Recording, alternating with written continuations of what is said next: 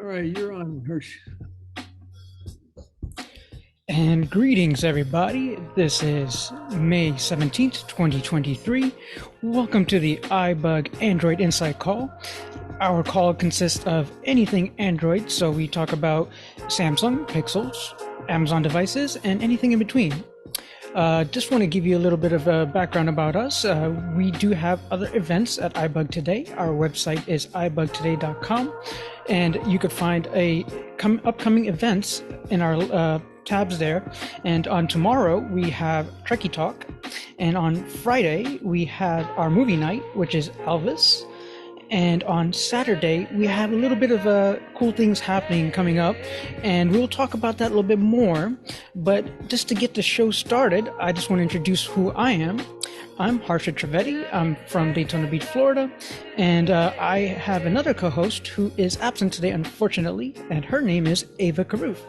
And both of us specialize in Android stuff, so she does more of the Amazon stuff, I do more of the Pixel and Samsung, but we love having you guys here, and just to give you a little bit introduction of me, where I'm from and all that, but we also want to know where you guys are from. So we're going to open up the stage here shortly, and just let you know, if you aren't used to Zoom, maybe you're using other applications, Alt-A, or unmute from your phone, and then go ahead and state your name, where you're from, and then also let us know what type of Android device you have.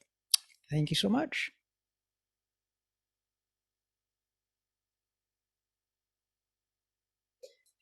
And go ahead, first person, anybody?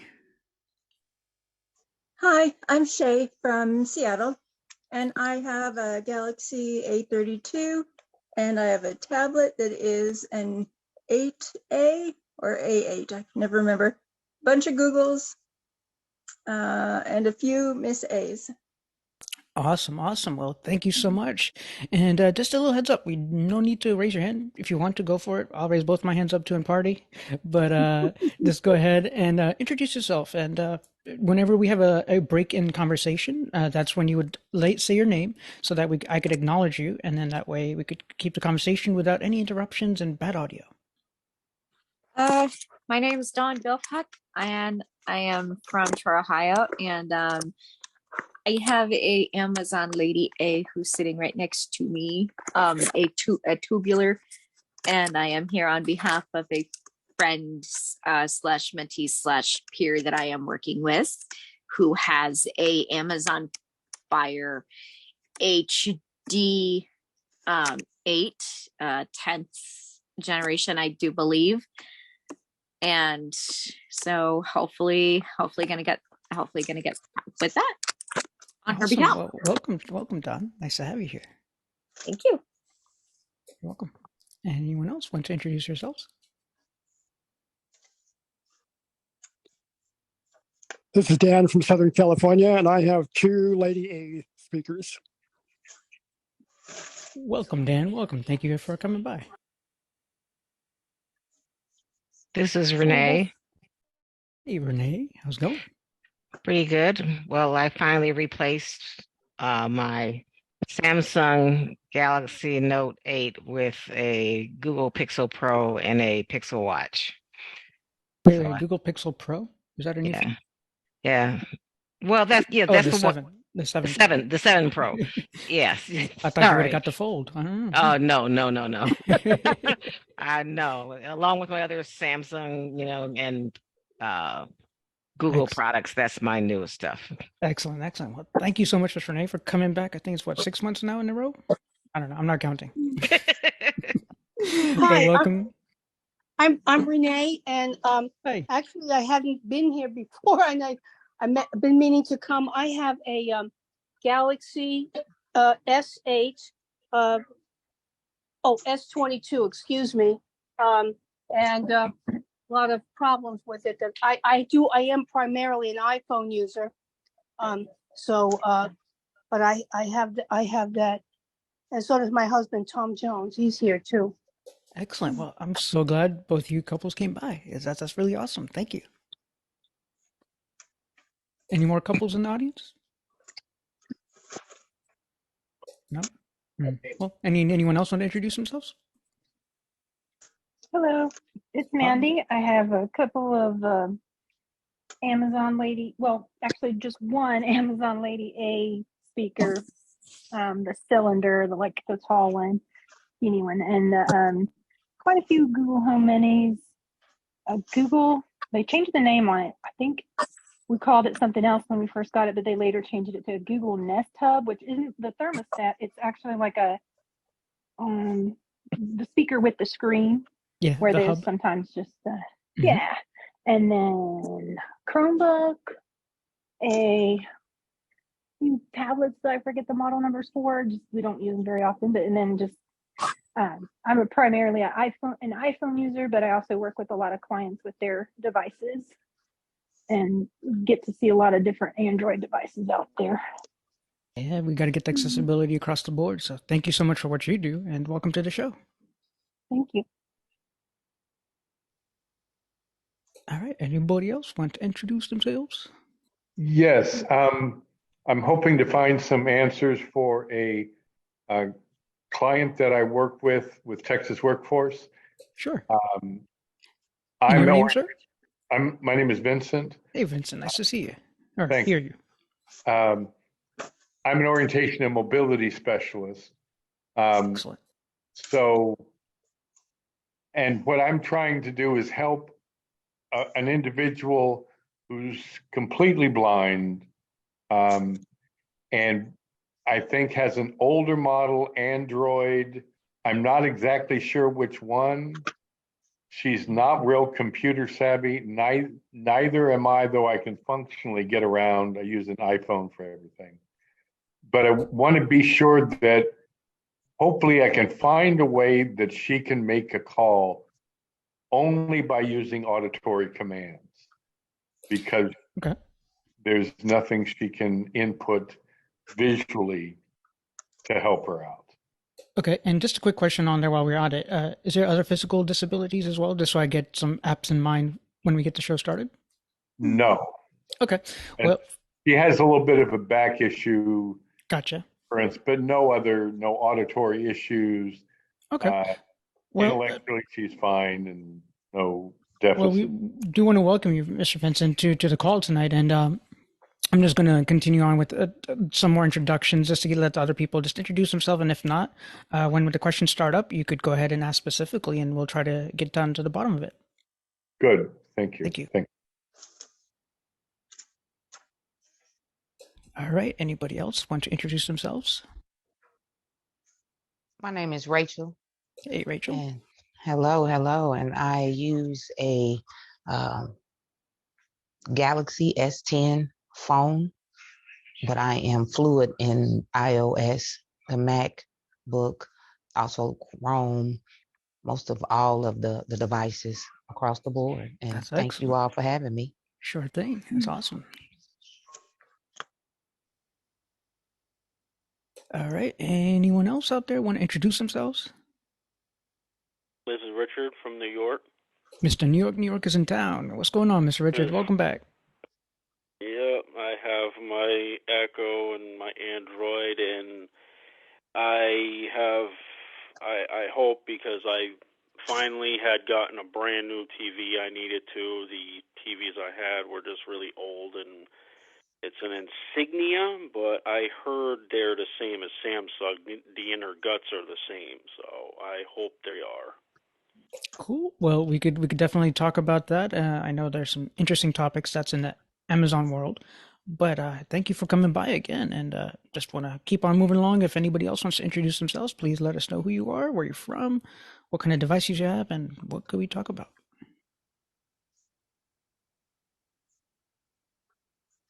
I'm John. I'm from Virginia. Hey, John. Welcome. And I have lots of Android devices. That's an understatement, I think, but welcome. Thank you. And just for anybody else, if they don't recognize John is from the Blind Android Users Group. I went on there as a guest on episode 124 to give my Android journey. So thank you, John, for coming by on the show. Yeah, no problem. I don't know if I'll be able to stick around the whole time, but no worries. I'm here like now. I said, if you want to listen to anybody, feel free to listen. Don't feel shy to ask questions. And if we have answers that we could give to you a little bit later. Matter of fact, let me go ahead and talk about that. So if you do want to join the list, because our next call is on June 21st, so it's still some time, right?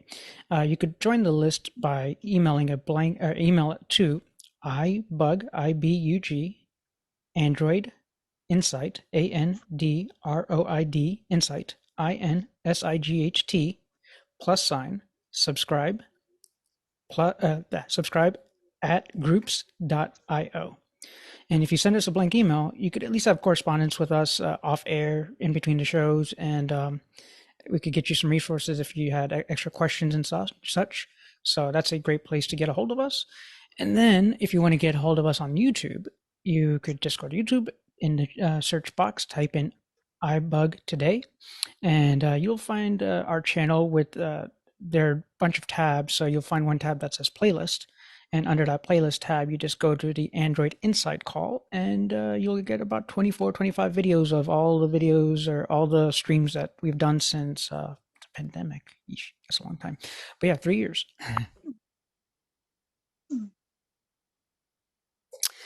And so we have one person that I think we left out, but I don't know, he's shy sometimes. So let me bring him out. So Mr. Michael, you want to come out here and introduce who you are, sir? Sure. Yeah, this is Michael in Houston, and I'm just kind of being the helping facilitate the meeting from a logistics standpoint tonight. So Cool. Hey, Mr. Michael, though, there's something going on Saturday, isn't there? There's like some cool stuff, like prizes, winning, raffles going off, balloons, yeah, all kinds of stuff, right? Cake? You gonna bring cake? Yeah, we've got virtual cake. So yeah, Saturday we're celebrating our iBug's 12th anniversary.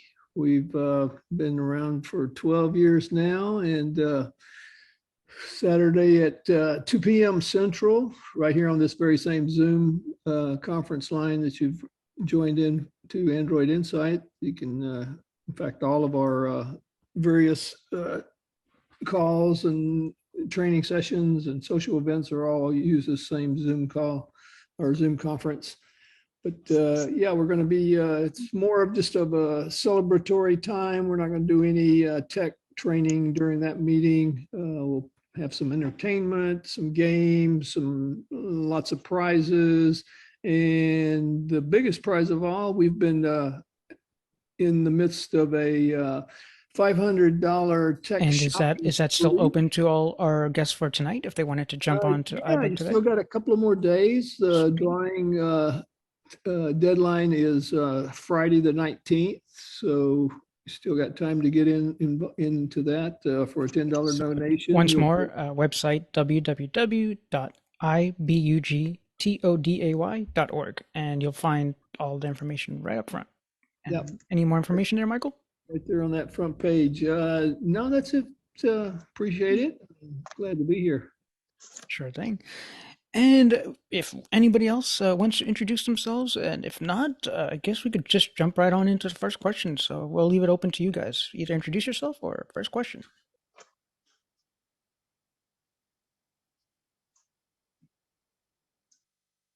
This is Shay. Hey, Shay, go ahead. I am, I went to go visit my folks, so I'm a guest here right now. And they have 9 Miss A's. They have them set to do lighting and thermostat and a whole bunch of things. One of them, when you ask it a question, it answers it in another room. Now, I hesitate to touch their stuff too much, but is there an easy fix? Easy is subjective, isn't it? I don't know. We might have. I have to get into their account, I guess. Being their daughter, I want to help them, but I don't want to go, Dad, what's your password? Because he gets nervous. Right. I understand that.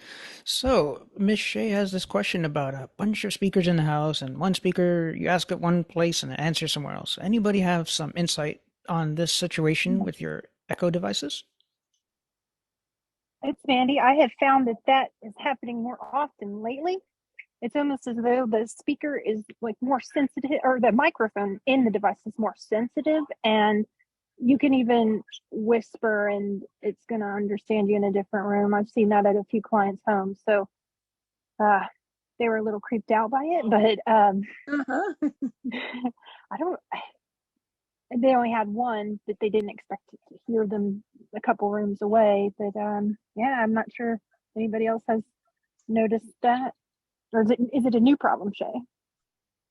It's newish for them. Yes, I think they've done something because also recently, like I have a Google at home, so I always say good morning and it goes through my routine. Well, I accidentally say good morning when I'm here and it turns on lights in other parts of the house and kind of scares them. So they've done something there as well because they don't use a routine. All right. Well, anybody else have any additional information if Mandy didn't take care of that one? Thank you, Mandy. This is Dawn. I wonder if they accidentally okay if they accidentally enabled a routine. So like, you know how Miss A says, by the way, I have a routine that you might like. Do you, and then she goes through the spiel. Would you like to try it? And then instead of saying no, they said yes, or they said something and she inadvertently took it as a yes and enabled it, and all kinds of fun stuff start happening. I could see that happening. Yes, that's probably what happened. Probably. Shay, the only thing I could think of within this situation is on the Alexa app.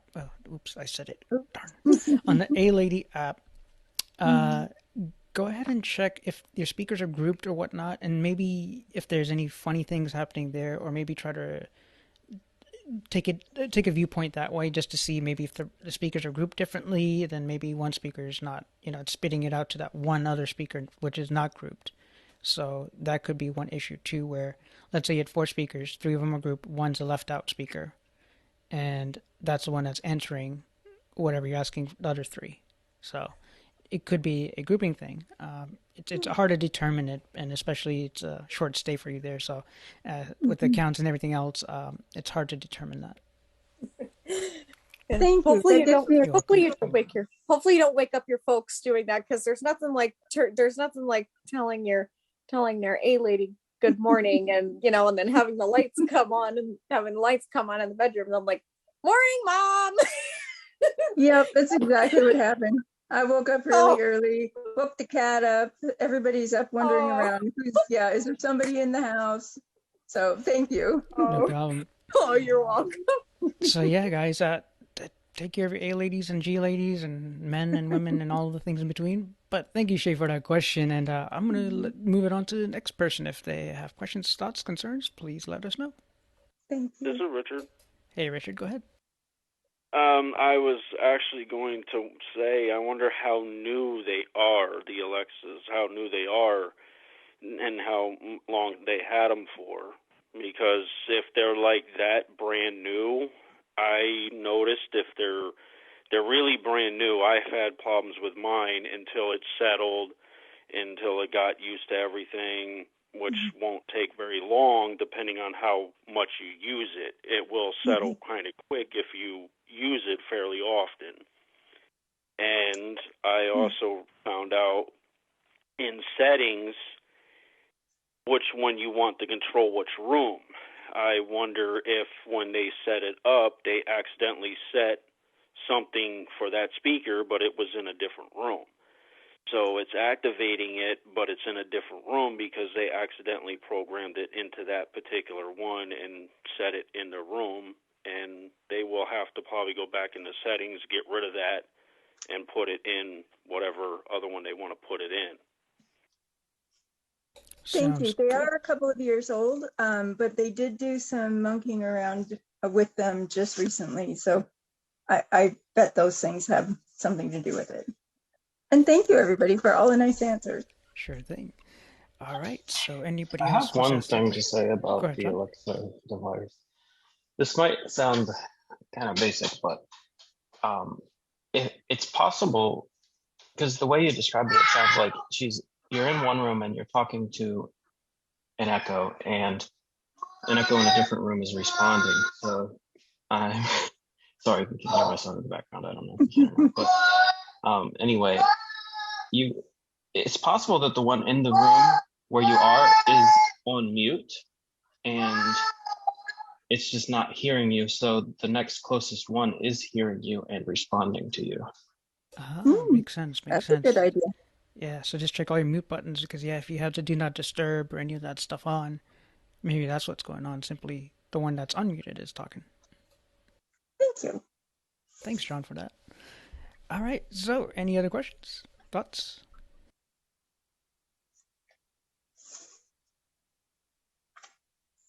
Everybody wanted to ask questions at the intro. Now everybody's quiet. I have one for you, Oh, you do? Harshid. I Okay, have sure.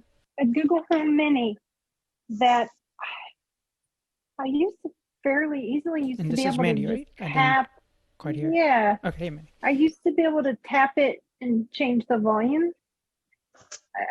Maybe I've got to mark it with something so I'll hit it in the right place. But I've been having more trouble with that than earlier. Plus, it could be dusty. I'm a little dusty or something. So, And any which device are we suggestions speaking for? of specifically in It's this? a Google Home Mini. Okay. Just any of them. I can't change the. Yeah, I can ask Google to change the volume. I So when like you're this little tapping cool on the thing. You just be physical able to tap device, the physical on one end or the other. Yeah. best bet in that I could suggest quickly would be just to reset the device and then re-engage it with the Google Home app. Usually that takes care of any bugs and critters that might have cropped up in there.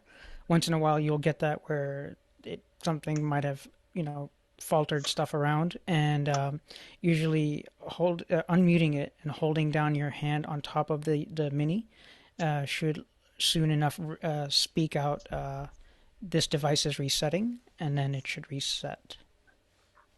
And then once you do that, then you just reapply it to your Google Home as whatever mini it was, and then it may or may not work better. Because again, we don't know if there's other things faltering it, but resetting it, re-enabling it into your Google Home or what have you tends to fix things quite often. But if anybody else has any insight on that, please let us know.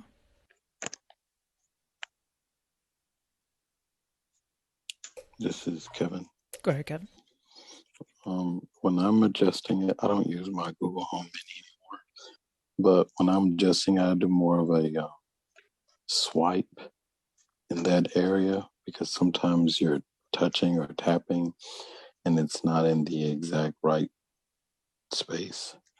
So a swipe out to the right to turn it up and swipe down, over to the left to turn it down over on the side of the speaker. That's supposed to adjust it.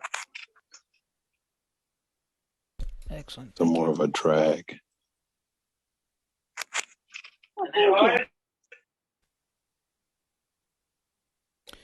Thank you for the answers and question there. And if you have more questions, answers, please feel free to speak.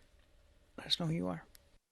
This is Shay. Hey, Shay. And I'm so happy to hear Kevin's voice because I had sent an email in online about a question regarding my microphone on my tablet when I use Word. And all I did was follow exactly what he had suggested, and it works perfectly. And I just wanted to say thank you, Kevin, so much. I couldn't have figured that out by myself, and I really appreciate your help. Thank you. You're welcome. And thank you, Kevin, for making a list fun and joyful. I just actually dropped a link in there today for the Google I/O Audio Describe. So if anybody wants to go check that out, feel free. That list is useful, right? Let me go ahead and give you that list. I know spelling, remembering, too much information. Sorry. IBug, Android, ANDROID, Insight, INSIGHT, +, subscribe, @ groups, GROUPS.io. So yeah, give us a blank email there. You'll be part of the list, and then any kind of correspondence and all that stuff. If you have questions in between, as Shay has done awesomely, and I've seen those messages, we could get to help you out in between. You don't have to wait a whole month for the show. So thank you for that, Shay, and thank you, Kevin. Thank you. All This right. is Go ahead. This is Renee. Hey, Renee. I ran into a weird thing with my new Pixel 7. I was using everything, and I've made up my mind I'm going to really become proficient with TalkBack. And that's one reason for getting the Pixel, because I know I really need to use the TalkBack on the phone. So it's working great, working great. All of a sudden, it started dropping off halfway through a sentence and not finishing. And I went through all the settings, and I don't know if something tipped me off because something popped up. I can't remember, but I went through all the settings, and there was one setting about proximity that would stop TalkBack. And I'm not sure. I'm thinking to myself, it can't be how I was holding it. And is there a proximity sensor somewhere on there that would turn off TalkBack? The only thing I can think of is that this happened after we had a little project at my house making some uh, little buttons for a walk we were doing, and my sister was using a lot of glitter. And I did get some glitter stuck on the screen of my phone, I noticed. And I'm thinking, is there a sensor somewhere I don't know about that was acting up? Is this because when I turned that setting off, it stopped doing it. So I was just wondering, is that something that was happening? I really not sure. I just might have got lucky. Man, what a shiny little pixel that is you got. No, those things are slippery too, I'm telling Right? you. I would not hold it without a case. So, does anybody have any answers about what could be This is triggered? Kevin. Go ahead, Kevin. So the top proximity sensor is in the top right-hand corner of the phone. And I've noticed that sometimes it'll start to cut off. And sometimes it's because you have something on it. Sometimes it's because your it sees your thumb or something like that. So yeah, that was the original way to stop TalkBack before you could place two fingers on the screen. Yeah. And it's still the way that I use most often. I'm just used to that. But it's in the top right-hand corner of the Well, screen somewhere. I'm still finding glitter on my phone, so maybe that was Okay. I'll just tell anybody, don't do glitter around your phone. But when I turned that thing off, that problem didn't stop. I mean, I still found some glitter today, and the thing was a week ago, so okay, I will know there is a sensor up there, because I didn't know where the sensor was. That's my one complaint about all of the settings that I go through, is they don't always explain fully, what's what. When I saw that, I didn't find anything that told me where the sensor was. So Well, that's Miss Renee, we'll let you know what's what. You know what I mean? Because like with the proximity sensor, what's interesting, and I just want to give more people more insight about this, because Samsung devices more recently, like my S22 Ultra, doesn't even have proximity in the settings, right? And so they took it out. They kind of went the iOS route. So most of their way the phone works is similar to what iOS is doing, because they don't necessarily, well, I don't know if they have the proximity either. I don't think they do. And with the Pixel devices, they still do have the proximity. So what happens to most of us that are low vision? We like to kiss our phones most of the time, right? And look really, really close at it. And when we get our heads really close, it thinks that we're holding our hand up in front of the proximity. So as it's saying something, let's say you had the phone away and you had your finger swipe right, starts reading, you bring it in closer so you could see it, and all of a sudden it stops. It's because your head or your hand or whatever is waving that proximity. Now, that feature is excellent in my opinion, but you gotta be aware of your surroundings, as they say, because for me, it's the quickest way to make something shut up with your hands dirty or anything like that. So if you're eating food and you just want to make it stop talking, you could just wave your hand and it'll be quiet. With the S22 Ultra, you gotta touch your fingers with the screen with the two fingers to make it stop or pause. And then if you want to continue, you hit two fingers, you hit it, tap it again, and it'll continue where you left off at. Yeah. Well, that's good to know. Maybe if I ever get rid of all my glitter, I might turn it back on. But one recommendation, on Amazon they got this thing called Whoosh, WOOSH. I've tried it on my screen. It works pretty decent. They use it even at Apple stores is where I've heard it used more often. So if you wanted to use that kind of spray agent kind of thing and just polish your screen and make it extra slippery so you can break your screen, then Go for it. Okay, and can I have one follow-up Sure, question? sure. I want to protect my screen. I'm using my phone less all around because I got the watch, so I didn't have to walk around with my phone all day and drop it all the time. Right. But I do want to have a protection for my screen. Um, I ordered one, which my husband didn't want to put on because he said it looked too complicated. Does anyone ever have problems using all of the gestures on their screen with any screen protectors? And do you have any recommendations? Should I go into the store and have somebody put that liquid stuff on and have them do that for me? I wanted to make sure it was approved by Google so that it wouldn't be a problem with my gestures. Excellent question. And anybody have some insights for Ms. Renee with that question? I do. Yeah, I can take this one. Go ahead. So generally, screen protectors really don't, as long as they're applied properly, don't have like a lot of bubbles or anything, it shouldn't affect the usage of it with the gestures. And if it does, so if you have one of the thicker ones that's like actual glass that you put out there, those, there's actually a setting in the phone settings under the display settings where you can turn it on to be extra sensitive if you are using screen protector. So if you do put your screen protector on and you find it's not reading your gestures like it should, then you can always go and turn that setting on and see if it helps. But generally, my issue with, I don't know if you use the fingerprint sensor or not, but my issue is usually it makes the fingerprint sensor a lot less accurate. You could still get it to work, but it won't work as well in my experience. And if you do get a screen protector applied, you're probably going to want to go into the settings and re-register your fingerprint again with the screen protector on, just to get it working better. Excellent point there. Yep. Gotta make sure the fingerprints are back in. And there's also a setting under, I believe it's dexterity, and even under display, where if you do have a screen protector, there's one where you just check it, so it lets the device know that you do have a screen protector. So in case if you have issues with touches, it knows. All right. Well, thank you, Ms. Renee, for that follow-up. Thank you guys so much. Sure. This is Richard. Go ahead, Richard. About all that removal of glitter, and glitter is really contact, and it's static and clingy. I found a great way if you don't even want to use chemicals. If you want to stay away from that, because some people might be a little touchy with chemicals with electronics, even though they're cleaning. But anyway, feather duster.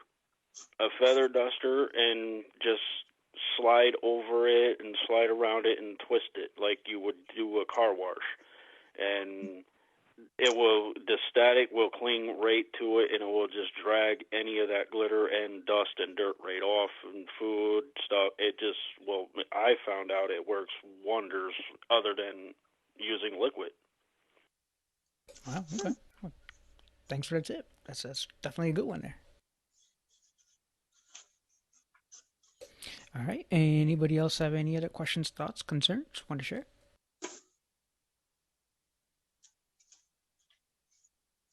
Don't feel shy. It's okay. Just say your name. This is Dawn. Are we still taking questions on? Are we still taking questions on? Well, glittery questions, or are we moving on to another topic? A new topic, basically. Okay, sir. So I have a friend, that I am working with. Me and another friend are working with her, and so she has a Fire tablet HD8, and it's an 8th generation. So she also has an NLSE reader. So what the couple things that we kind of want to do that she wants to try to do. First, she wants to hook up her e-reader to it to use as a braille display with it. And the other thing she wants to do, she just recently got a Bard account yesterday. So she wants to try and use Bard Mobile with that. Well, I'm getting a whole bunch of different answers on everything from no, it's not possible to it can't hurt to try. And frankly, this is something that she wants to do. And Also, if there's any tips regarding the voice view screen reader, I had never heard of it. She can see a little bit, but she is going to need to put that on there if she wants to use it as a display, if she can, and if because guys, this is the only technology she's got access to. She doesn't have access to a computer or anything else right now, so we're trying to work with what she has. Excellent. So, anybody want to take this from Miss Dawn to help her client, friend, person with the This is Amazon? Kevin. Go ahead, Kevin. So the voice view does have built-in Braille support, but I don't know where the support is with the e-reader. It's the Humanware one, by the way. It's a what? I mean, It's I know the what, Humanware no, I e-reader. know which one it is. I just don't know where their support is. I know where Google's support is with TalkBack, but I don't know where Voice View is. But I will ask at the ACB convention when Amazon does their presentation. But I mean, but all she has to do is just hook it up and try. And you can enable voice view by tapping the power button 3 times. The Bard mobile app is available. It's been available for a long time on Fire tablets.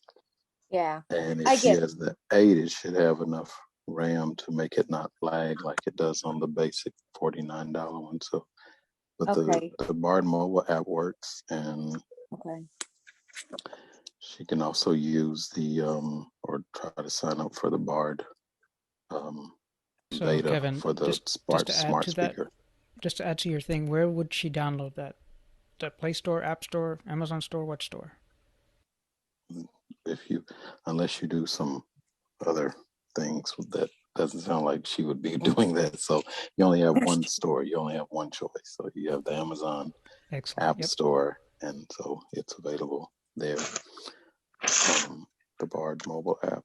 But when she has that installed, then she can enable voice view and then try to hook up the Braille display. And I would do it via Bluetooth and then try hardwiring it and see how much support there is. All right. And apologies that Ava's not here today. Usually she does deal with more of the fire stuff. But again, the question is definitely valid. And with the Bard app, I've seen it posted on different groups and Facebook and stuff too, that it is available on the Amazon store. And then just not, I didn't want to confuse you, but when Kevin mentioned it that way, just to kind of make sure people understand that we're talking about the Fire tablet, which has the Amazon store. App Store rather, and then when we talk about Pixel or Samsung or Sony or all these other ones, we're talking about the Google Play Store. So yes, there's 2 Bard apps technically. There's one on the Amazon Store, which are for Fire tablets and stuff, and then there's the Bard app on the Google Play Store, which are for your Google and Pixels and Sonys and such. Okay, so it should be compatible with her eighth gen HD8. And again, when you have small questions or, while you're working, spit them into the email and we should try to get you some results quickly. And just like anything else, if you know how to use iOS, you know how to use anything else. Screen readers aren't that different, right? Characters, navigation, controls, blah, blah, blah. They all kind of work and function the same way. It's just finding out where things are potentially. So the triple tap on the power button is the same type of shortcut you might find on an iPhone to turn on voiceover, right? Or stuff like that. So once you get the voice view on, or even tell the A lady, hey, turn on voice view. So if she needed to do things verbally, there's that. And then even, I don't know who asked the question earlier. I think there was something about the voice, calling people with voice, but that's basically that with the Fire tablet. And it's a pretty decent device, for what it's worth. It has what it needs. It has Braille input for typing Braille, and then it also has. So the only part that Kevin and I are uncertain about, which I'm uncertain as well, is the compatibility with Braille displays. Not to say that they're not, but we just don't know what extent that they are at. Yeah, and that's what I'm worried about too, because I'm hearing a lot of stuff about Android and HID support not being there. So I'm checking because that's what she wants to do. And she wants to, and I'm checking because I'm also a thorough person anyway. That's excellent. That's awesome. Thank you. So, more questions, more thoughts? Anybody?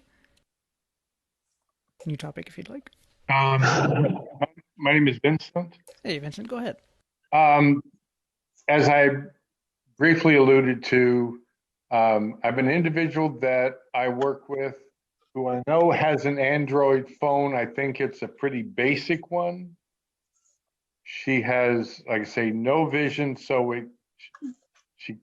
I need for her to be able to find some way to make calls. Right now, she can answer the phone, but she can't make a call. Okay, and I'm going to open up this audience to help you with this. That's how this call runs, by the way. If y'all are like, huh, why does he keep going back to them and not answering?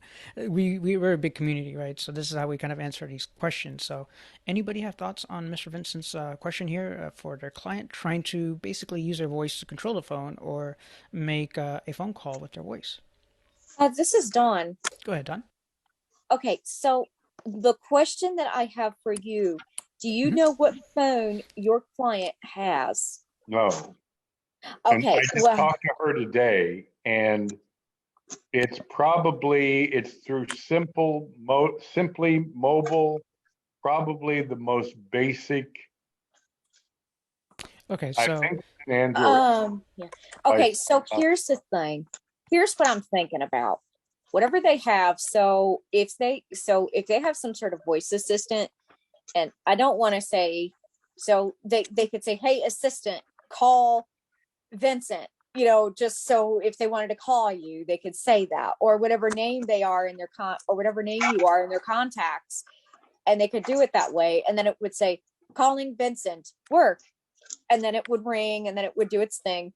And you could do it that way if you wanted to. So that way she didn't have to try to do it that way. Because so I know that I have an iPhone, and I can say, hey Siri, call, but can I just say, hey assistant, or do I have to set something up or down? I'm visual, I drive and everything. Okay, so I can all she has to say. If I need to download. To say is, hey Google. Just say, hey Google. Yes, I can't believe she's had her phone this long. And then told her that. But all she says is, hey Google. And then if she just holds down, she can just say, mine just went off, but she just says that that's the assistant. Then she can also double tap and hold the home button on the bottom. The home is on the bottom in the middle. That's the nav bar. There's home, back, and recents.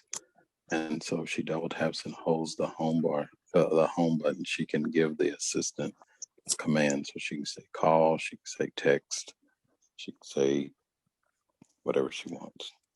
I know there's a bunch of different assistants. So like there's Google, there's Samsung has their Bixby and other things. So it's all going to depend on what assistant.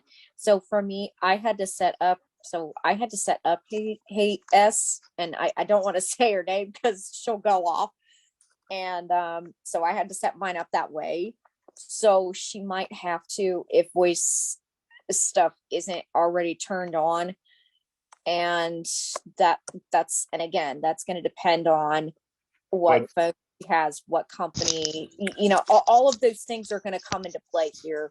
So if it's Samsung Bixby, you can download Bixby, and then you can say, hey Bixby, because I do that. I can do it with my phone. I can text, I can call. Hi Vincent, this is Rachel. May I ask you, go ahead, Rachel, why does she need to use her voiceover instead of her hands? Because she has no vision at all. Right. And she's not, familiar with ways of doing things, anything tactily. I don't think she has a button like iPhone has that you can physically touch. Right. So with Android, you can touch you touch your screen. And so what I do with my clients when I'm training them how to use their phone, if they have no vision or low vision, I advise them to get some headphones so they can be a little bit more intimate, and it'll allow them to focus. And she's just going to have to learn how to play with her phone because she can't hurt it, right? Right. And so just to have her use her fingers more and touch her phone and really just start feeling around and use the Bixby, because Bixby is in almost all of Androids, if I'm not mistaken. Samsung, yeah. Samsung, I apologize. So I just tell her just to get her some headphones and she'll be a little bit more comfortable with learning, because then she doesn't have all of that outside noise. And I think it'll be easier for her to use her hands, because if she wants to use her voice all the time and she goes into a room where there's a lot of noise, then she won't be able to answer her phone correctly or do anything because it'll pick up all of the other voices around her. Wonderful, wonderful answer. Now in that, it's just an audio jack, like for headphones or for earbuds, right? Correct. Correct. It's not a different kind of Depends on the new models now. A lot of new models these days are doing away with headphone jacks. And again, it's hard to determine how old the device is. If it's a year old, 2 years old, if it's from one of the US Cellular or one of those kind of companies, more than likely, I'm going to guess if they gave you the phone, it would be a Samsung A series, probably like A14. That's just my guess because that's what's happening to a lot of people, and I'm going to try to see if I could talk to even Spectrum and some of these other companies about it, because it's a bad deal for us Android users, because people get these low budgeted phones like the A11, A12, 13, 14, whatever it is, or even the A20, and they're not bad phones, but they don't run efficiently when it comes to accessibility. So when it comes to Samsung devices, A50 is the kind of line sand that I draw. So A50 or anything above A50, A70, etc. And then for Samsung S line, S series, anything like the S22, S23, which is the current is the S23, and then of course the Fold and the Flip and all of that, and the Samsung lineup work just as well. And then for screen reader users, and even for that, how you could talk and use your voice more often, it might be a good idea if she has the budget to spend, to maybe get into a Pixel phone, because they're doing a lot with the voice and it's coming straight from Google, right? Google makes Android. So when it comes to the accessibility features and using the assistant, which is the Google Assistant on that phone specifically, there's a far better adequate usage of the device. And let's say I'm texting you. So I'm going to text Rachel. Hey, Rachel, are you going to come to the Android Insight call? Send. And rather than picking up the word send, it's going to actually send it to her. So it's going to know that I'm talking, I'm dictating, but it's still using my voice, and it's still enabling me to use my voice to accomplish tasks. But to get to those little points, I still have to use the phone to swipe this and that. And I understand for, people come from different backgrounds and techiness and non-techiness. So I totally agree with that. But there's one more tool that if you don't want to use any of those and you want to try something out of the box and you want to try straight voice, you could give it a whirl. It's called Voice Access, and it is able to be found on the Google Play Store. That's Google's voice only functionality. So that takes away, it's not really using a screen reader, but it's using your voice to control the phone. But then again, if you don't have sight and this and that, it might not be always the best choice, right? If you don't have any familiarity with the phone, it may or may not work for you. So kind of use it at own risk. But voice access is one solution. And then, of course, as we mentioned, the Google Assistant, Bixby, such that will do some of those things for you. And now, I heard somebody. Just for clarification, is it Big B-I-G? B-I-X-B-Y. B-I-X-B-Y.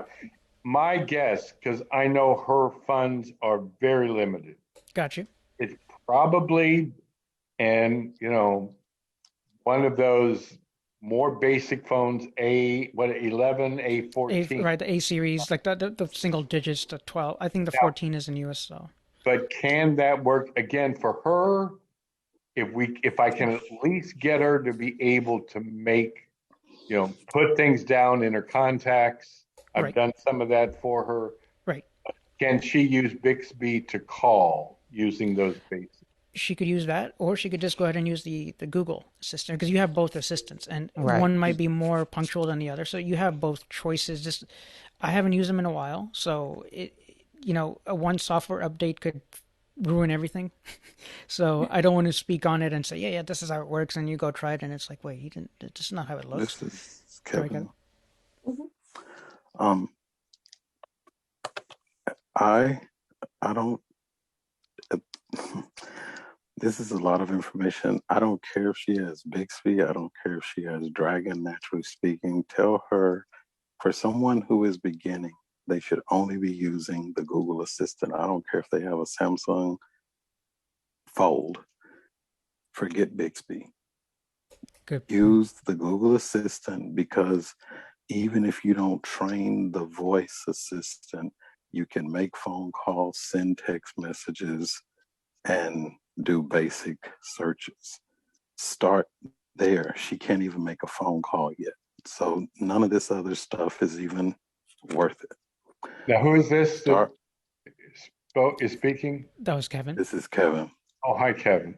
You start with the Google Assistant, and that's that. That's it. The end. And she doesn't need to set up an email, because she doesn't have an email set up. Does she have to do that for Google Assistant? So to make her phone and other parts of her phone work properly, so the assistant will work. But if someone can go onto a computer and set up her Gmail for her, it's going to make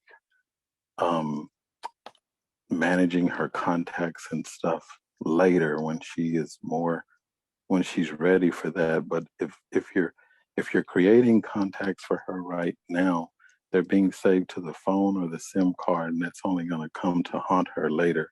You want to be saving all of your contacts to your Gmail account. I don't care which phone you have. Save all of your contacts to your Gmail account, and someone can set that up for her on the phone, on their phone, if they have better tech skills, or a computer or whatever, and help get her signed in at that part. But just for making phone calls and all that other stuff, just use the Google Assistant. And then as she gets to different levels, then you can start adding the other pieces, because Bixby actually has a button. But if she has the A11 or something like that, that's probably not even set up. And some of those phones only have the visual part of Bixby. They don't have the some of the voice stuff. Some do, some don't.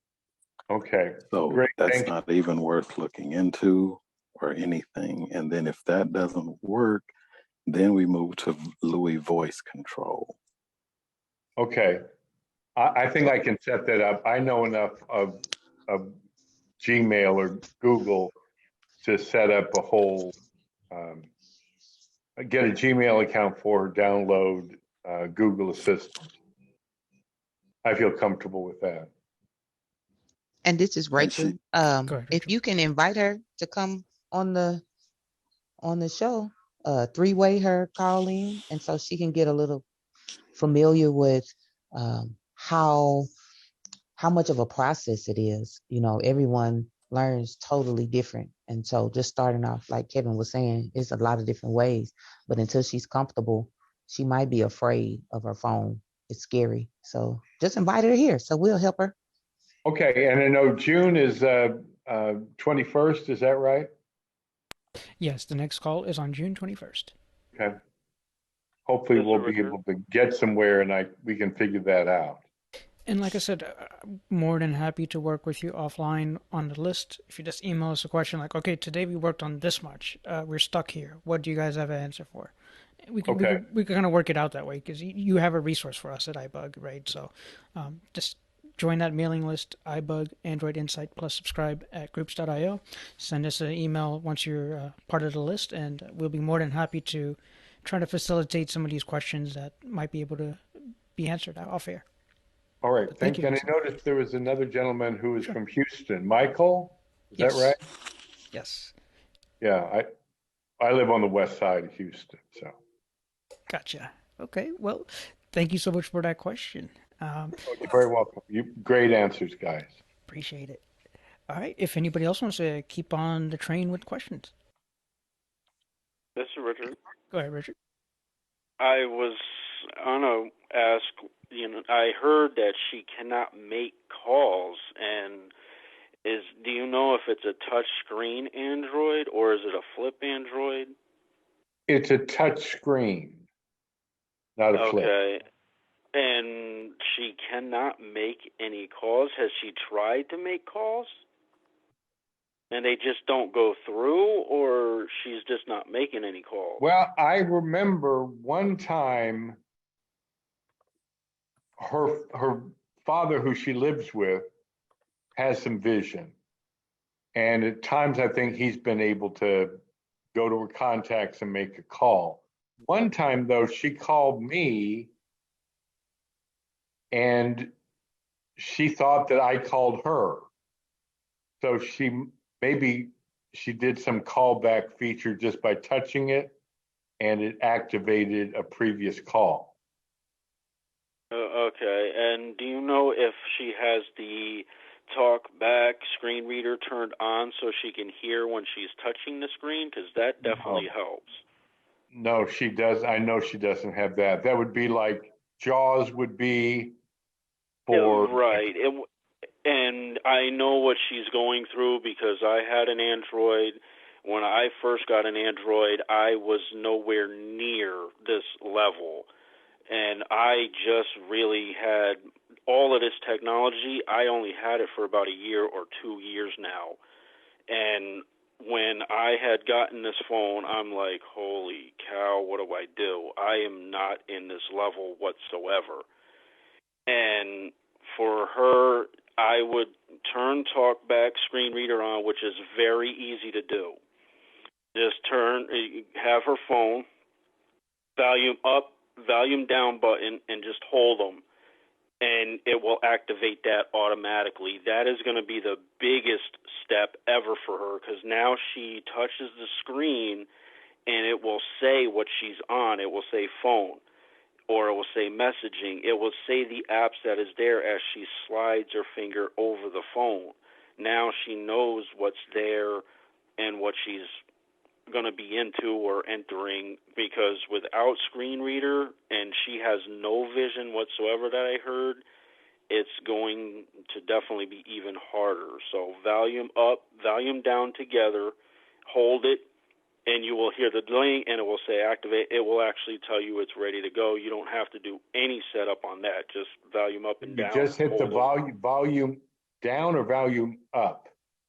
Both of them. Hold them both together. Okay, both together, and then it'll work as a screen reader. I'm familiar with readers. And it will just turn on instantly. It will just hold them both together until it activates, and it will tell you it's activated. And then, as Kevin said, Google is the best, because I started off with Google. The instructors with me for the blind, they started me with Google, and all I have to do is say, hey, and who I want to contact, or I can even open apps, tell it what app I want it to open, and Google will be the best bet. And starting off definitely is turning on that screen reader. Got it. Super. Thank you, guys. Thank you. This is Rachel. May I ask her mental capacity? Does she comprehend well with directions? Okay. Yeah. She is. Yeah, she's a smart woman. Okay. She is, a few issues related to health and endurance, but in terms of mentally, she's fine. Yeah, if you just guide her and just tell her what to do, and she'll be able to do it. She'll want to do it more. But if you do it for her more, so you might be enabling her just a little bit to where she's going to always call you or call someone else. But just to give her that little bit of guidance. And so just have her come on here or email Hershey or anyone else, and everyone will support her progress. Very good to know. Thank you, guys. All right. Any other? You know what? Tell you what. Let's go on a little trip while we're at it. Use fingerprint touch with 2 fingers to unlock. Home, device unlocked. Phone, email, Anna Garza. Okay, here we are. Google, So Google, folder, 3 notifications. we're going to go to TalkBack menu. Actions, in list. Right. So how I got to the TalkBack menu there, my screen reader was already on, and on the Samsung devices to turn on and off the screen reader, how I do it is volume up and power, but I have that set up in the Samsung devices specifically because they have some of the shortcuts slightly different. On Pixel devices and any other devices, just to turn on TalkBack, it is holding down the volume up and the volume down together for 3 to 5 seconds. It'll tell you TalkBack is turning on, and then release, and then it'll tell you again, hey, TalkBack is turning on. Do you really want to turn it on? So that's when you hold the buttons again, and then it will turn on. For those that might be sighted and don't want to have it turned on, it stops before it gets turned on. So I have TalkBack menu open, and let's Default. mess with the speech here Speech rate. because I'm sure it's Speech a rate, bit fast. speech rate 200, speech rate 254%. Speech rate 231%. That sounds about legible, readable. So Read from next item. this is the TalkBack menu, and how I got to this is holding or tapping the screen with 3 fingers. If you were to show her, once you get TalkBack turned on, you would tap on the screen with 3 fingers, and most new TalkBack versions are going to work the same way with the 3-finger tap. Any modern TalkBack. The old phones, which are really not in service anymore, or voice assistant, so we won't confuse you with all that extra information. And so Copy last spoken phrase. let's just go down and see what's in this menu. Spell last spoken phrase. Sound feedback off. Sound Google, folder, 3 So I notifications. turned out of list. on Big the position. sound feedback on for that. Apps, home, So, weather, stacked widget, again, 6 of 7. I'm- Swipe left. I'm Google, on the home Microsoft, screen. I'm gonna TalkBack menu. TalkBack Read from menu, next item. right? In list. Just to show you again, I went to the home screen, tapped the screen with 3 fingers. I'm there. Copy last spoken phrase. Spell last sound feedback. Screen search. I could do screen search.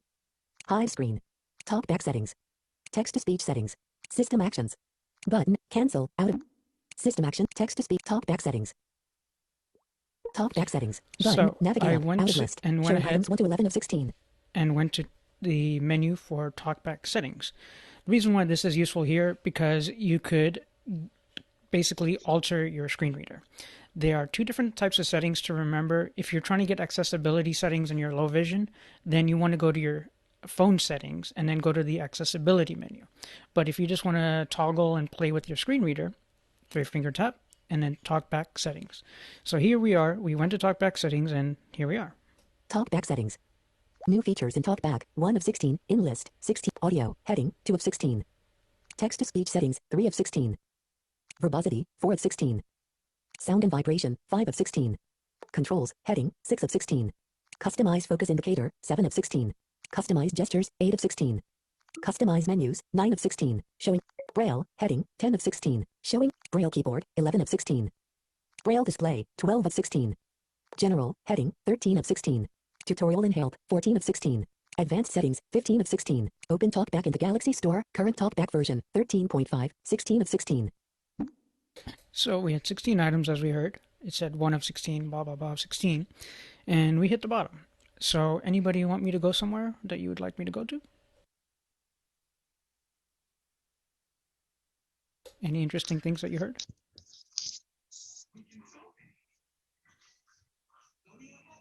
No takers? No? Well, no, I was going to ask, this is Go ahead. Rachel, ask Vincent, does he know how to use Android phone with the accessibilities on?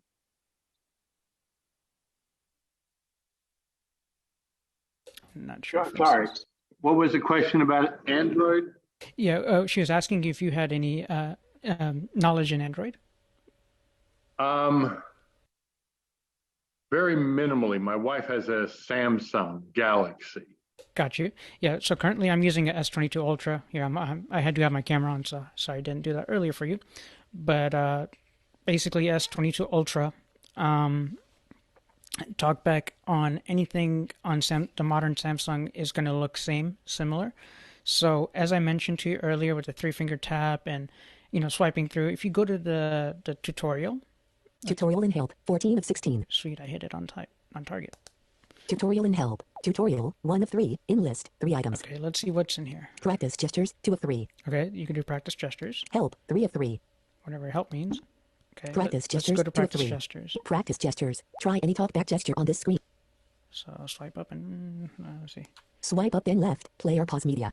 Okay, that's what I have mine set to, right? So Swipe up then left. Play or pause media. and swipe. Swipe down then left. Back. So that's back. Tap with 2 fingers. Pause or resume speech. So as I'm touching the screen, like I just Tap hit, with 2 fingers. Pause or resume I speech. hit the phone and whatever with 2 fingers, or I went down and Swipe left. down then left. Back. It's Tap doing with 2 fingers. Pause or resume speech. it's telling me exactly what it's gonna do for you. So Sure.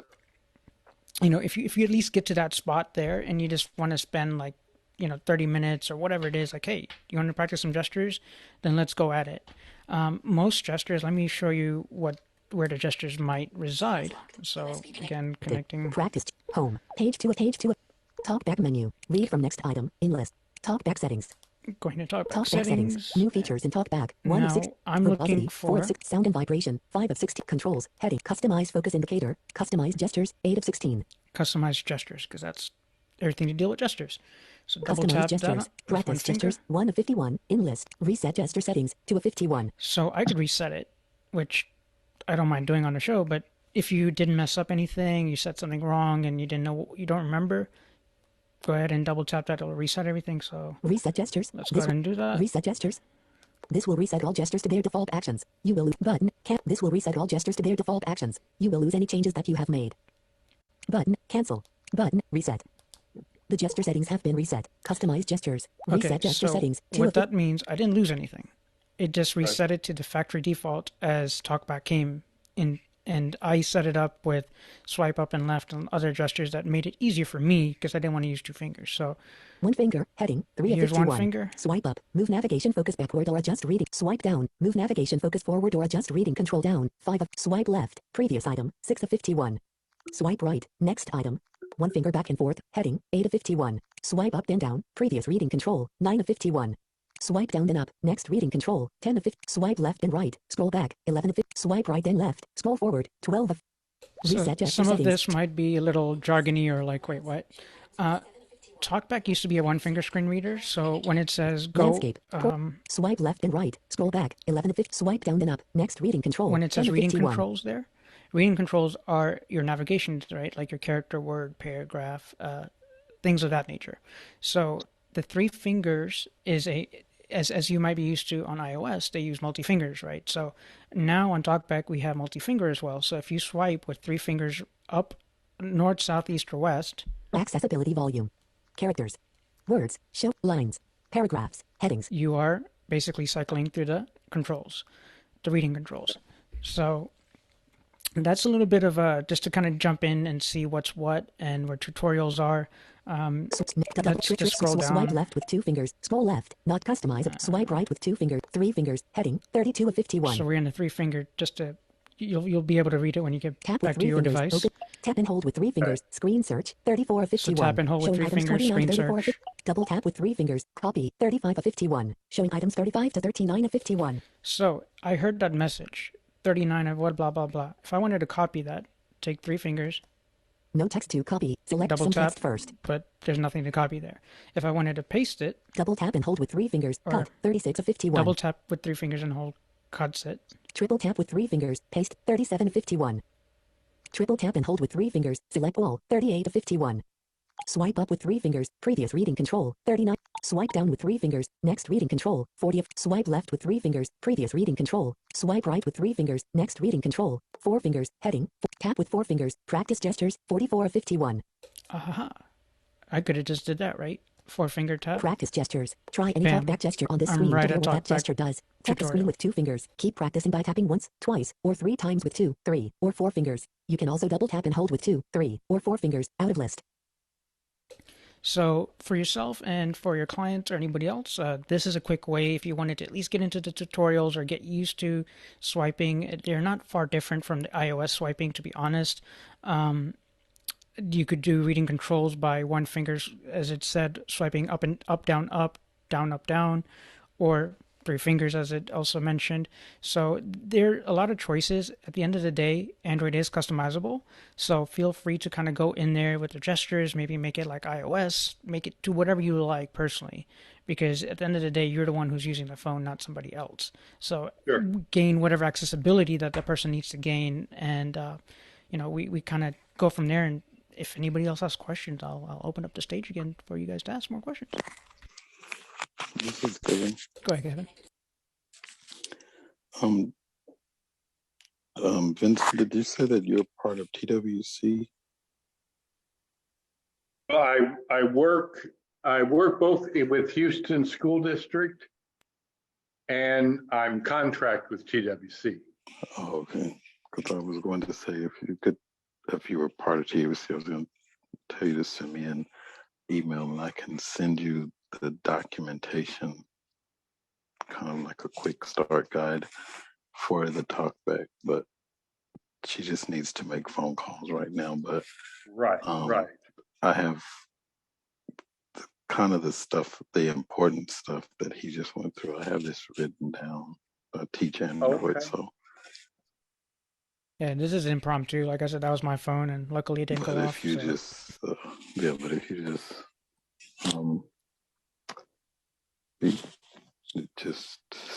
I can send this to you some way, so that she can get started once she gets the talkback turned on. But just the basic gestures of how to navigate to the different icons and all that other stuff. Unless she has like a VR teacher that she works with as well. No, she hasn't gotten that. A VR teacher. I find that a lot of folks at TWC are just, their caseloads are just so huge. It's really difficult to, provide. If you go back 6-7 years, there are more services you could provide and focus in on a few clients or customers. Is she in a position to come to Chris Cole? Not right at that time, but that might be something down the road. I've had people I work with that go to Chris Cole. I'm very familiar with them, of course. Well, like I said, for both of y'all, feel free to gather each other's contact on our list and such, and that definitely would be a good starting point for anybody for that matter. Mandy, I think you had a question. I see the hand raised, but perhaps. Yes, I believe it was Kevin who answered the question earlier about the volume changing being more of a slidey motion. Yep, on your mini. That did it. Thank you so much. That was perfect. And I have to tell you what motivated me to want to know the physical way to touch it and get the sound volume changed so hard was that Baby Shark was really loud on the Google speaker. And I couldn't talk over it to get it to turn it down. I needed to do it fast. Well, I'm glad the pain is off your neck. And I also want to speak to what all y'all tonight were saying. So, it's the best thing about the Android Insight IBug Today call is that everybody here is really confident. A lot of people are confident in their Android use, and everybody made excellent points tonight about it'll be okay. Let's get this going. Let's learn this. And the hardest thing for the person in that spot, though, is they do not have the confidence that you have today. Not anywhere near it. They do not have that. And they're so scared that they won't be able to keep doing things that they need to do. They're going to lose their independence. People are going to take over their bank accounts. There's stuff that happens in real life here. And to reflect back to that, Mandy, to that, Mandy, I think the small wins are always the bigger wins, right? So turning on TalkBack is a win to me. Getting to the settings is a win to me. Like the littlest movements that we make is a win to us. Because yes, we all started from the beginnings, right? Of whatever. If we have sight loss, don't have sight loss, we're helping others. We all started from somewhere, because if you're sighted and you're trying to teach somebody, you have to crack open those books, right? You have to figure out where in the world and on the web do I learn about these devices. So we all have to kind of put our input in, and we get our output, which is learning talkback or learning to make a call or what have you. So I think if we just break it down into small pieces, some of this confidence will definitely be available to others. But that's my point. I mean, I like the idea of just having them hear other confident people talk about their accessibility use. I think that's going to work wonders for a lot of people that I work with. Absolutely. It's definitely a big help. And Mandy, tell your friends. Why not? Definitely. Thank you, Mandy. And again, we don't need to raise our hands, but it said 2 hands raised now, so I don't know who's raising whose hands. But yeah, I'll raise both of my hands. Who wants to talk next? And this is Rachel. Go ahead, Rachel. And yes, so Kevin was my instructor when I first started wanting to learn. And so I was so defiant. I didn't want to turn off my screen. I was just not, I just wanted to be so interdependent, and it was failing. And so look at you now. Yeah. And so, yes, Mr. Vincent, if you could just encourage her to want to get on with other people who have the journey, because it is a journey. It never ends. The updates, as Hershey was saying, we can have an update and it changes how we actually use our devices. And so to stay plugged in to individuals that are going to support her mental status, her financial status, to let her know that if she needs something, just to open her mouth, and just as simple as we do this on here. It is going to be hard, but she has to tame that animal. She has to, and you all both can learn together. If you take your wife's phone, if she doesn't mind, and ask to play with her phone, and just go into your settings and turn on talkback, and then you can play with that phone while your client is not around. And then when you go around your client, you might help her a little bit more with the confidence, because you now might learn some skills that you didn't know by playing with your wife's phone. Your wife may even find out some stuff that she didn't know about her phone. So Rachel, that's a great point that you made there, Rachel. So yeah, I guess Vincent, when you get back, bring wife a drink and a chocolate bar or something, and be like, hey, can I borrow your phone real quick, please? And try to turn on TalkBack for yourself, right? Hit the volume up, volume down button, and try to see if you could get TalkBack turned on. Hit it again, it'll turn off. So no worries to get yourself lost, but just at least for your win for tonight, turn on TalkBack. Hold down volume up, volume down together, and see if it turns on. If it doesn't, try volume up and power, and see if it turns on. That'll be a win for you. So we all learning here, and we get to try it out, and we can move forward with that. And thank you, Rachel, for that. That's wonderful. Thank you, Rachel. Absolutely. This is Richard. Hello. I heard a. Can you hear me? Yes, go ahead. New notification. Hello? Yes, go ahead. Oh. No, I heard Vincent is here in Houston. I'm out in Richmond, but has your client gone to the lighthouse?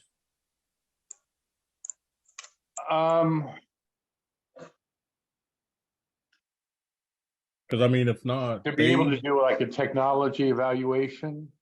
Well, they do the TWC, I guess, eye exam, I guess you could call it, where they, assess how to help with different aids, et cetera, et cetera. But of course, like you said, TWC is rather backed up and slow. I also know this firsthand. I'm actually on the 3rd time of having to be assessed. But the lighthouse itself has a lot of resources for us. You can call them, and they have different classes, they have different, over the phone or in person. There's a lot. Even I didn't know. I just thought, I go here and do this and I'm done. But they're blind, visually impaired section does a lot. So if she needs different types of aid of sorts, even just someone to talk her through using a lot of this, they do a great job with that. Not to mention I know they host the NFB. Their Right. Houston chapter is there too, and I know they do a lot as well. So I just figured I'd Now I know throw they that in have. there. I usually go. My contact usually with Lighthouse, because I'm an O&M, is related to the reflection store. So I don't need to go through my counselor. Do you know what department probably I would go through at the Lighthouse? Would it be technology or The IT department. just IT? Okay. Your IT department. Your IT department has all of the accessibility devices that they're going to train her on when she goes. It's a lot, but I ask her to go to Chris Cole. I think she might be ready to go. If she doesn't have any sight, it's a more hands-on experience to where the support that she needs is there. If she's going to just give up or doesn't want to do anything, they'll allow her to have that space and time to where she can regroup and talk to some other people that have lost their sight, that are losing their sight. I went to Chris Cole. It's a journey. So I do, because if she's staying around home more and she's not working and she's not involved in anything, it's going to make her feel like she can't do it. But if she's at a school in a training, like she'll love herself. She'll start to accept her blindness. I had to accept my blindness, however it came, So advise her to go to Chris Cole. And if you work with TWC, all that is a couple of paperwork, and you call. Mr. Kevin is on the phone now, and he reaches out. So, like I said, for everybody, join the list. I mean, this is. I love this. That's why I'm not interrupting you guys. Because I mean, it's Houston is real deep tonight. I see that, but it's a great opportunity, and I'm so glad that all of you guys are here, and ladies as well, and just always appreciate it, right? Because Android is not that hard to learn, but you have to spend time with it. Because everybody has their mindset. It is hard. Don't say that. It was hard for me. It's because everybody's mindset is on a different device, right? So if you came to a device first, that's going to be your first device. But if you've first seen iPhone and this and that, you have a different take on things, right? And with anybody else, when you have sight and you don't have sight, you're trying to learn something new altogether. So, just keep us in mind. June 21st is the next call. And let me kind of give you guys also a bit of recap that's been happening as far as what's been going on in the environment. Actually, tell you what, I heard Mr. Richard. Mr. Richard, did you have a question earlier? I did hear your voice. I didn't want to interrupt and skip you over there. Did you have a question? No, that's okay, and because I have a little bit of an issue here, but with my television, but the follow up with that confidence and everything. I mean, I only had Android for a year, and these meetings, I just found out about these meetings back in only a year going back because, the assistance I've gotten through the Commission for the Blind, she brought it up and said, IBug, and they have Androids, and you now got one, so let me hook you in with them. But the more you play with it, like Hersey says, and it's any device, the more you play with it and the more you spend time with it, you're going to get it, but it's the confidence level. And again, I was not on this level. I was not born and raised into technology. As young as I am, I was not on a computer. I was not on Androids all the way up until 30-something years of age, 36 last year. And now I am downloading apps myself because I listen to screen readers and coming here to the iBug Android meetings and set up my Alexa because of it, and I took time out for myself. And the issue I have is Bluetooth with my Insignia because I just upgraded myself. I'm like, I got to step up here and do a little more. and I have now Insignia, and I had looked up, and some people get it confused because it says Insignia, but it has the same guts and inner workings as Samsung. And I'm trying to get rid of Bluetooth pairing because there is devices that is paired with my television I didn't put in there, and I'm like, wait a minute, that's not mine, and how are you in here? And I'm trying to get them deleted out of pairing out of the television, and I searched, I looked, I'm trying to do it myself, and I ain't coming up with nothing to get it out of there. Anybody has some solutions that want to share? Okay, I have a slight solution.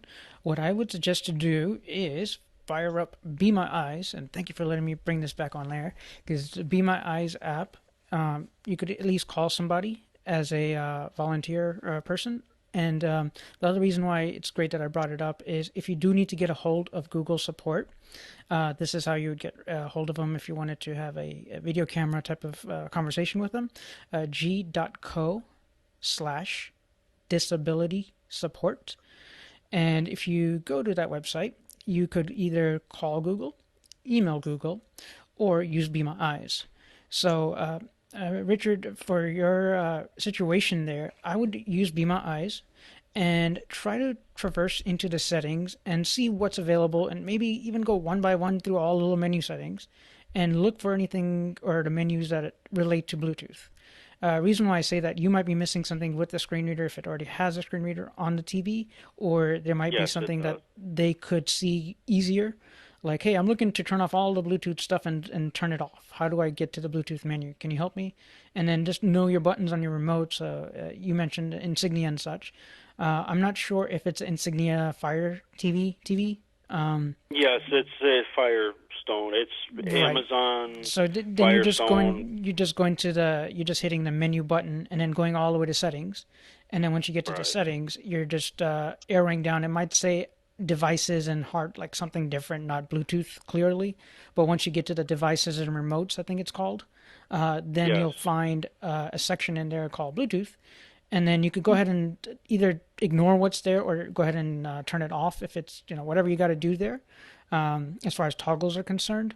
But I wouldn't fear too much.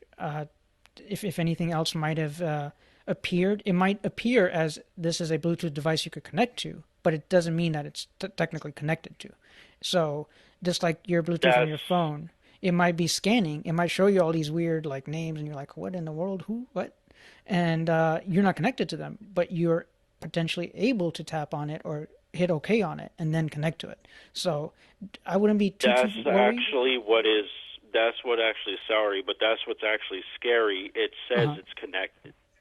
Well, just disconnect it. So tap on that same thing that says connected and do the reverse, right? So select that item and see what options you get, and then try to find a disconnect, and you should be fine. And that's when it goes in to tell me to disconnect. It says push the menu button on your remote. So I push that, and it jumps me out of it. So I might have. You know what it might be actually then when you keep saying that? It could be a remote. It could be the Bluetooth remote. Like I said, it's been again, little updates changes the whole ball game, and it's been a while since I went through those menus.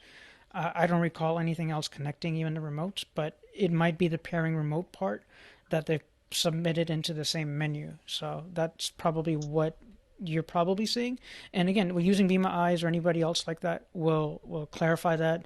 Of course, you could always call Amazon for their assistance there too. So those are a couple solutions I hope that could help out. I know we only have a couple more minutes, but thank you, Richard, for that. No, I do appreciate it. I might have to have actual visual eyes. It talks and it does everything, but when it goes Be My into Eyes, to be honest, it's seamless. I've used it a couple times and just hit the button, call next available volunteer, or if you want to call specific, do specialized help to call Google. And it's super simple, easy. You just talking them through, like, hey, I'm just trying to go to the menu. Okay, I want to turn off Bluetooth. Do you see anything to turn this stuff off here in this menu? And you're just following the directions, left, right, up, down. Okay. So I hope that should take care of you there, and let us know in the emails. Maybe we could see if I could pull up an extra screen or anything else to help you out. The only other question I have that might be useful, I think we should look into the insignia because I checked on that. The name insignia brand follows Samsung. They said it's like the inner guts of it Right. is So Samsung. I could give you a quick briefing on that since we don't have much time. But what that TV insignias are basically a Fire Stick built into that TV. LG has Google OS on their TV, and then Samsung has Tizen on their TV as their OS thing. So each TV has its own little operating system, and they just kind of function differently there. So Insignia and Toshiba are alike as far as operating system goes, but two different brands, but still a Fire Stick TV, not a Fire Stick. So that's kind of the synopsis there. But we are approaching the end of the call, guys. I know. It's been an amazing call. Thank you so much for everybody to join us. And again, to state, June 21st, 2023. I hope that every one of y'all are going to come back, and we'll have Ava back. And if you have any other questions, thoughts, come visit us on YouTube and all that stuff. YouTube, if you type in iBug today, hit subscribe there, and then you go to playlist. You'll find all our the videos here, and then by the end of in a couple of days, you'll find this episode. So if you want to rewatch it, thank you for all the people that watched the last one. It was like 32 views or 40 views. Like everybody was popular. So thank you for that. And that concludes the night of iBug Android Inside Call. Again, my pleasure to be here with all of y'all, and thank you so much. Thank everybody so much. Thank you. Thank you. This is great. Thank Really you. appreciate it. Yep. Everyone have a good night. You too. You too. Take care. Thank Good you. Memorial Day.